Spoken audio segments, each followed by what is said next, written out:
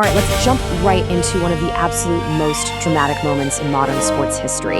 We're talking about Game 4 of the 2023 World Chess Championship rapid tiebreaks over in Astana, Kazakhstan. And look, this isn't just any chess match. This is the absolute peak of competition.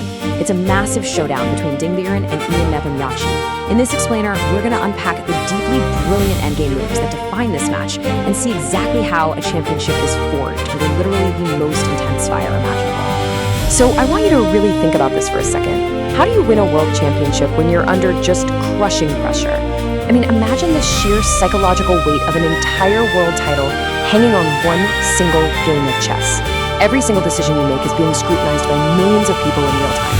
Your brain is exhausted, your heart is pounding out of your chest, and one tiny millimeter of a miscalculation means you lose the ultimate crown.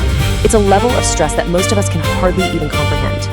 And you know, this decisive Game 4, it didn't just happen in a vacuum. It came right on the heels of 3 absolutely grueling consecutive draws in the rapid tiebreaks, where neither player would yield a single inch.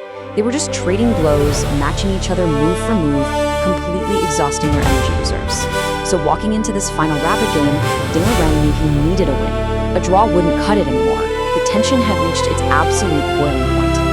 And to make things even more chaotic, you've got to consider the time control here. We're talking 25 minutes per player, with just a tiny 10-second increment added per move. In the chess world at this level, that is a sprint. It means that as the game progresses into these impossibly complex positions, these grandmasters have almost no time to think. They're relying on raw instinct, deep preparation, and just sheer nerve. The clock is basically a deadly third opponent sitting right there at the table with them. Okay, fast forward a bit. The tension really starts to build in the middle game. Notice how Ding, who's playing black here, has set up this beautifully harmonious piece placement. He hasn't rushed it, he equalized pretty comfortably in the opening with a brilliant novelty move, bringing his queen to e8, and now he's built this incredibly solid, flexible foundation. He's got a pleasant edge, a bit more space on the king side, and he is quietly setting the stage for a massive attack. And then, boom, the explosion happens. Move 29, on to e4. This is just a massive, bold, dynamic sacrifice. Ding literally rips open the center of the board. He's intentionally giving up a pawn just to activate his pieces and exploit White's slightly exposed king. In rapid chess, when the clock is ticking down like that, throwing a tactical grenade like this is highly effective. It forces the opponent to calculate massive branching complications with literal seconds on the clock. Ding is making it clear. He is playing for the win. So the dust finally settles from that middle game clash, and we enter the end game. And guys, this is where the match transitions into something truly legendary. The position is highly complex. Black has won a pawn back and created some dangerous passed pawns, but the margin of error here is incredibly razor-thin. One inaccurate move, just one slight miscalculation, and the entire advantage completely crumbles. The noise fades, the focus narrows. The players are staring down a board with the world title on the line, and Ding is about to unleash absolute magic. Then it happens. Move 42, queen to e2, 2 exclamation marks, absolute jaw-dropping shock. This is the brilliant move of the match, hands down. It looks almost like a queen's sacrifice. It completely defies safe human instinct. I mean, in a position where almost any other player on Earth would try to consolidate, maybe play it safe and protect their king, Ding steps right into the fire. So, let's unpack the multi-purpose genius of this move for a second. Why is queen to e2 so brilliant? Well, first off, it defends the critical f2 square. Second, it completely cuts off White's queen from getting back to defend the queen side. Third, it prepares to support the march of Black's own c-pawn. It creates immediate tactical threats, but above all else, it shows immense courage. Ding is basically telling Nepomniachtchi, I'm not afraid, I am here to win.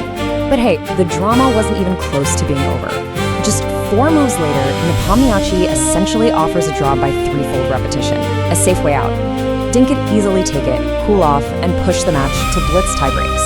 Instead, Ding plays move 46, rook to g6, the clincher. 2 more exclamation marks. He shockingly refuses the safe draw. He deliberately chooses to keep the tension alive. And honestly, this brilliantly illustrates the massive difference between human intuition and cold computer calculation. The brilliance of rook to g6 lies in its dual purpose. Yes, it prophylactically defends the g-file. Actually, it does more than just defend. It completely prevents any sneaky back rank checkmates. but fundamentally, it clears the c-file for his most dangerous weapon. By repositioning the rook, he gets it entirely out of the pawn's way. This psychological shock tactic shifted absolutely all the momentum directly to Ding Liren. Which brings us right to the unstoppable pawn roll. Because Ding repositioned that rook, he completely unleashed a monster. His z-pawn just starts marching up the board, step by step. c4, then c3, then c2. Nepomniachtchi is suddenly in severe, critical danger. The psychological blow of Ding refusing the draw, followed by this relentless pawn advance, it just completely shatters White's defenses. I mean, just look at it. The contrast on the board right now is staggering. On one side, you have White's queen, which was previously the super powerful attacking piece, now completely banished to the very edge of the board, utterly helpless to stop what's coming. On the other side, you have Black's monster c-pawn, supported by brilliantly coordinated pieces, completely dominating the space. It's an absolute masterclass in positional dominance in the lane. Finally, under that severe time pressure we talked about, the collapse happens. Around move 59, computer analysis actually shows Nepomniachtchi had this miraculous, near impossible line to force a perpetual check and save a draw. But with just seconds on the clock, human exhaustion takes over. He misses it.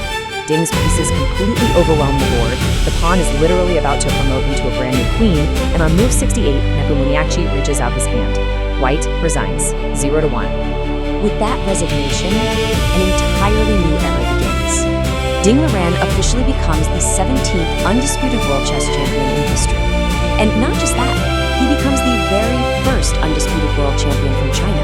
It's a monumental, historic achievement that is going to be etched into the annals of chess history forever.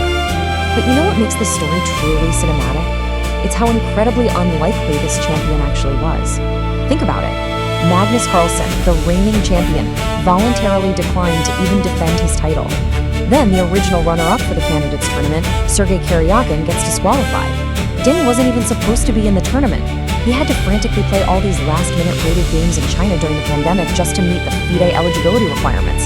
He is the ultimate underdog, whose preparation and courage peaked at the exact perfect moment. So why does all this matter to you and me? Well, the key takeaways from this explainer go way beyond just the 64 squares of a chessboard. This is really about life. It proves that psychological resilience, deep calculation under absolute panic, and the sheer courage to play for a win rather than settle for a safe draw, that is what separates champions from the rest of the pack. Which really leaves us with one final thought-provoking question to chew on today. Ding Liren faced the abyss, stared down a perfectly safe exit, and chose the path of fire and brilliance instead. So I have to ask you, when the stakes are highest in your own life, will you have the courage to trust your intuition? Thank you for exploring this legendary masterpiece of psychological warfare and tactical brilliance with me.